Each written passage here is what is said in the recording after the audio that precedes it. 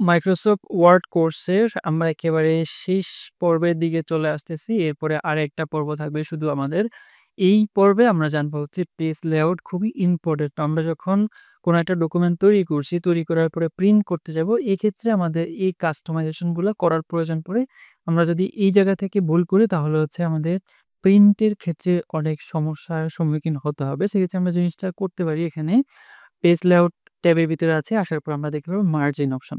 আসলে এই যে, যেই ডকুমেন্টটা আছে, ডকুমেন্টটা আসলে কতটুকু মার্জিন থাকবে।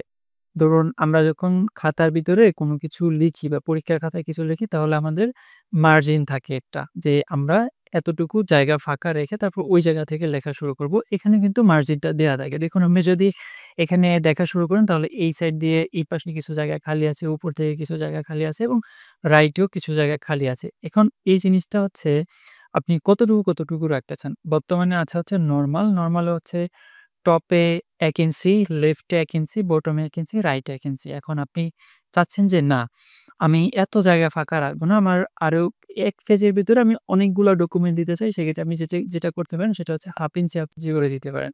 এটা আরো অনেক বেশি ন্যারো হয়ে যাবে।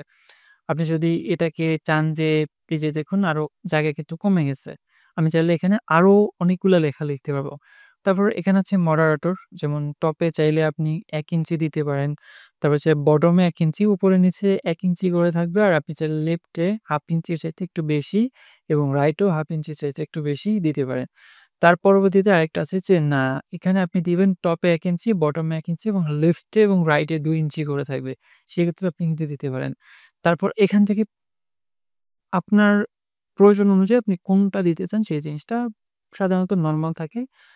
যখন আপনি এমএস ওয়ার্ডটা এখানে ওপেন করেন সাধারণত নরমাল অবস্থায় পাওয়া যায়।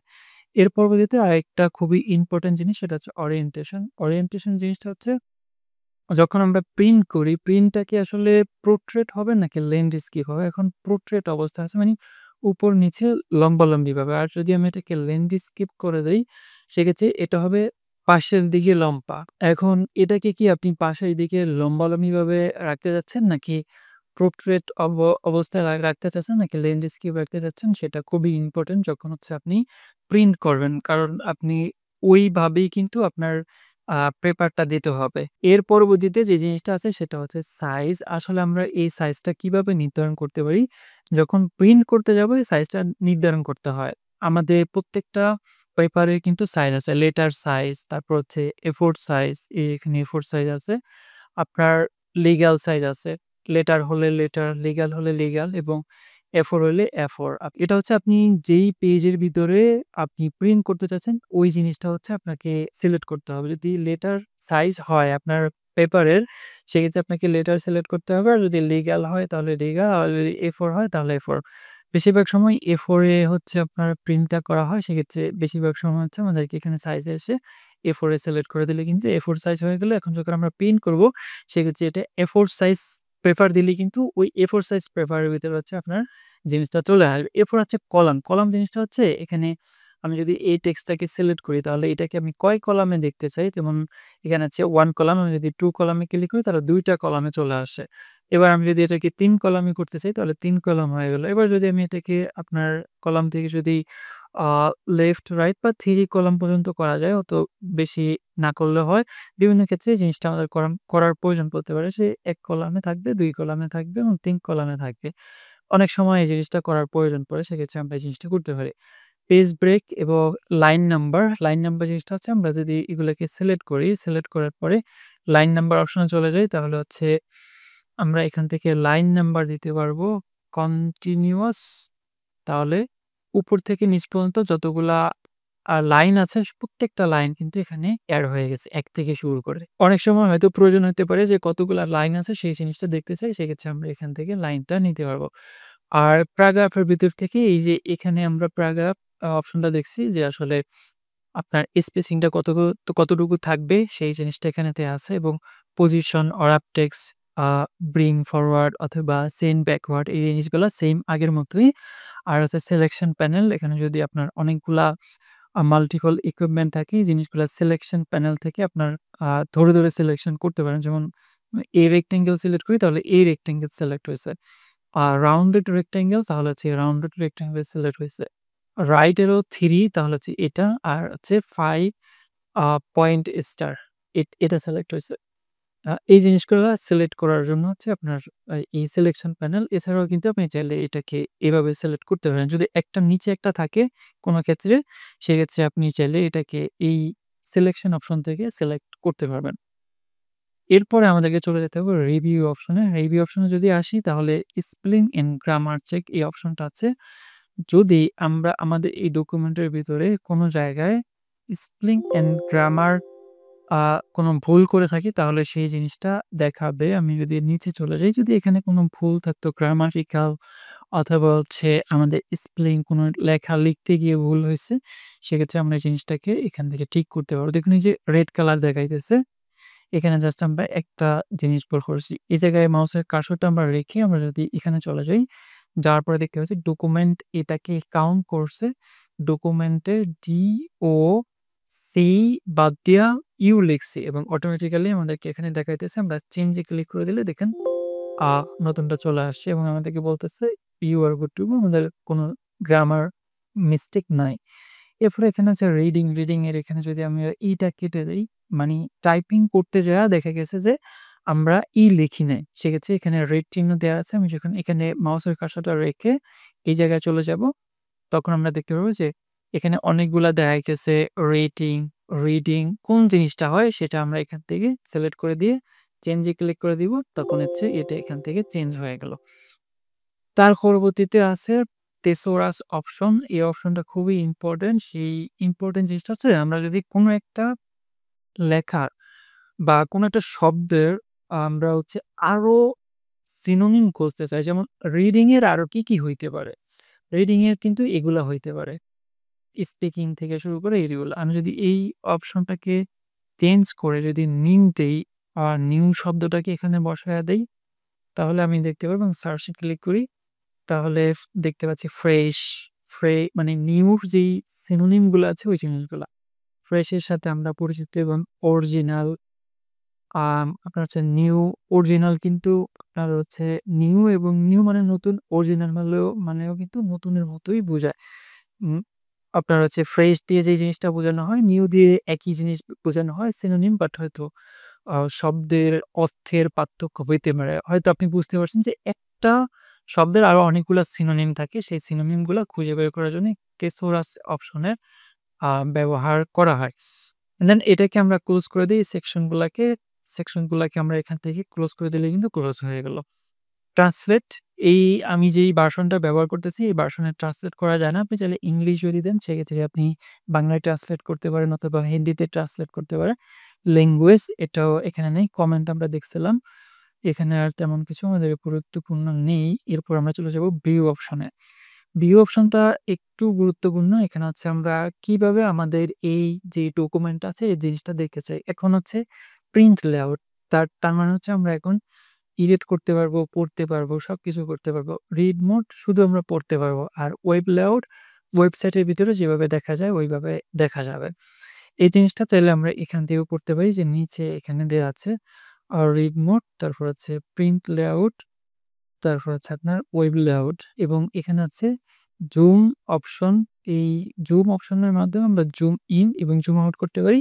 যেটাকে আমরা খুব সহজেই এখান থেকে জুম ইন, জুম আউট করতে পারি। প্লাস বাটনে ক্লিক করে অথবা মাইনাস বাটনে ক্লিক করে অথবা ম্যানুয়ালি ক্লিক করে। এরপরে আমি যদি চাই রুলার নিয়ে আসতে, ধরুন কতটুকু মার্জিন আছে, এই যে এখান থেকে এতটুকু মার্জিন এবং এখান থেকে এতটুকু মার্জিন রাইট এবং লেফটে নিচে কতটুকু। তার হচ্ছে গ্রিড লাইন যদি চাই তাহলে আমি গ্রিড লাইনও নিয়ে আসতে পারি। যদি প্রয়োজন হয় গ্রিড লাইন নেয়া তাহলে গ্রিড লাইনও আমি নিতে পারি এবং রুলার যদি প্রয়োজন হয় সেক্ষেত্রে আমি রুলারও নিয়ে আসতে পারি এবং এটাকে আমি যদি চাই তাহলে অফ করে দিতে পারি। এই হচ্ছে মোটামুটি আমাদের এখানে ৩ টা ট্যাবের কাজ। একটা হচ্ছে পেজ লেআউট, একটা হচ্ছে রিভিউ, একটা হচ্ছে ভিউ। আর বাকি যে জিনিসগুলো আছে ওই জিনিসগুলো আমাদের তেমন একটা প্রয়োজন হয় না কাজের ক্ষেত্রে। এখন আমরা যে জিনিসটা শিখবো সেটা হচ্ছে ফাইল। ফাইল অপশনটা খুবই গুরুত্বপূর্ণ। এই ফাইল অপশনের মাধ্যমে আমরা যে এতক্ষণ ধরে যে জিনিসগুলা এডিট করছিলাম, ওই জিনিসগুলাকে আমরা সেভ করতে পারবো এবং যদি সেভ না করি তাহলে এখানে হচ্ছে আমাদের ইনফরমেশন গুলা সেভ থাকবে না। আমরা যখন কম্পিউটারটাকে অফ করে দিব তখন এই জিনিসগুলো আমাদের এখান থেকে চলে যাবে। সেক্ষেত্রে আমরা জিনিসটা করতে পারি। এখানে আমাদের পেজ আছে ৫ টা, ওয়ার্ড আছে ৮৪৬ টা। টোটাল এডিটিং টাইম হচ্ছে ১ ঘন্টা মানে ১২৫ মিনিট। আর টাইটেল নাই, ট্যাগ নাই, কমেন্ট নাই, কোনো কিছু নাই। এখানে বেসিক কিছু প্রপার্টিস বা ইনফরমেশন আমরা দেখতে পারবো। এবার আমরা যদি চলে যাই নিউ অপশন। নিউ অপশনের মাধ্যম মানে হচ্ছে নতুন একটা ডকুমেন্ট আমরা তৈরি করতে পারবো। আমরা যেই ডকুমেন্ট বা যে জিনিসগুলো আমরা এখানে এডিট করছি বা কাজ করছি, এছাড়াও যদি আমি নতুন আরেকটা তৈরি করতে চাই, সেখানে নতুনভাবে নতুন কিছু যদি আপনার হচ্ছে এডিট করতে চাই বা এড করতে চাই, সেই জিনিসটা এড করতে পারবো। এবং ওপেনটা হচ্ছে আমার কম্পিউটারের ভিতরে আরো অনেকগুলা ওয়ার্ড ডকুমেন্ট ফাইল আছে। সেই ফাইলগুলাকে আমি ওপেন করে কাজ করতে পারি। ধরুন এখন আমি এই যে ফাইলটায় কাজ করলাম, কাজ করার পরে এটাকে যদি আমি ক্লোজ করে দেই সেভ করে, এর পরবর্তীতে যদি আমি আবার নতুন কিছু ইনফরমেশন এড করতে চাই, তাহলে আমি ওপেনে গিয়ে ওই ফাইলটাকে ওপেন করে দেন সেখানে কাজ করে আবার সেভ করে দিলে ওইটা ওখানে থেকে যাবে। সেভ জিনিসটা হইছে, এখন আমি যে জিনিস এডিট করছি, এডিট করার পর আমি যদি সেভ এ ক্লিক করি, এখন কিন্তু এই জিনিসগুলো সেভ হয়ে গেছে। এতক্ষণ কিন্তু সেভ অবস্থায় ছিল না। আর সেভ অ্যাজ অপশনটা হচ্ছে, এটা কিন্তু আমাদের একটা ফাইল নামে কিন্তু সেভ করা আছে। দেখুন কম্পিউটার কোর্স ২০২৪ ফাইল নামে সেভ করা আছে। এটাকে যদি আমি ধরুন কম্পিউটার কোর্স ২০২৫ নতুন একটা ফাইল নেম দিয়ে সেভ করতে চাই, সেক্ষেত্রে হচ্ছে সেভ অ্যাজ। এখানে ডেস্কটপের ভিতরে যদি সেভ করতে চাই, ডেস্কটপ সিলেক্ট করব। এখানে জাস্ট ফাইল নামটা আমরা চেঞ্জ করে ২৪ এর জায়গায় ২৫ বসিয়ে দিব। দেন সেভ এ ক্লিক করে দিবেন। নতুন একটা ফাইল কিন্তু আপনার অটোমেটিক এটা সেভ হয়ে গেছে। দেখুন এই যে এখানে হচ্ছে ২০২৫ ফাইল, দেন হচ্ছে প্রিন্ট। প্রিন্ট অপশনে আসলে আমরা দেখতে পারবো যে আমরা যখন প্রিন্ট করব, এখানে কমেন্ট লেখা ছিল ২ টা, ওই কমেন্ট সহকারে প্রিন্ট হবে। আপনি যদি দেখেন তাহলে কমেন্ট সহকারে প্রিন্ট হবে।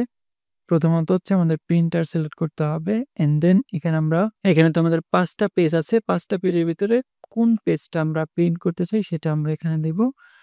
তারপর হচ্ছে 1 সাইড, 2 সাইড এবং এখানে হচ্ছে আপনার একটা আসলে কয়বার হয়? ১ বার, ২ বার, ৩ বার নাকি শুধু একবারই? তারপর হচ্ছে সাইজ।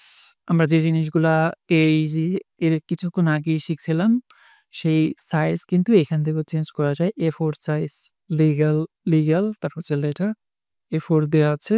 আমরা এর আগে সেটিংটা করছিলাম। তারপর হচ্ছে নরমাল, এটা হচ্ছে মার্জিন কতটুকু থাকবে উপরে নিচে সেই জিনিসটা এখান থেকে সিলেক্ট করতে পারবো। 1 পেজ পার শিট বা 2 পেজ পার শিট। প্রত্যেকটা পেজ আসলে কয়বার হবে? ২ বার হবে, ৪ বার হবে, ৬ বার হবে, ৮ বার হবে, ১৬ বার হবে নাকি একবার করা হবে? একবার করা হবে। এভাবে হচ্ছে আমরা জিনিসগুলাকে সাজাইতে পারি। তারপর হচ্ছে শেয়ার। এই ফাইলটা যদি আমরা অন্য কারো কাছে শেয়ার করতে চাই, তাহলে শেয়ার করতে পারবো বা সেভ অ্যাজ এ ক্লিক করতে পারি। এখানে ডকুমেন্ট সিলেক্ট করতে পারি।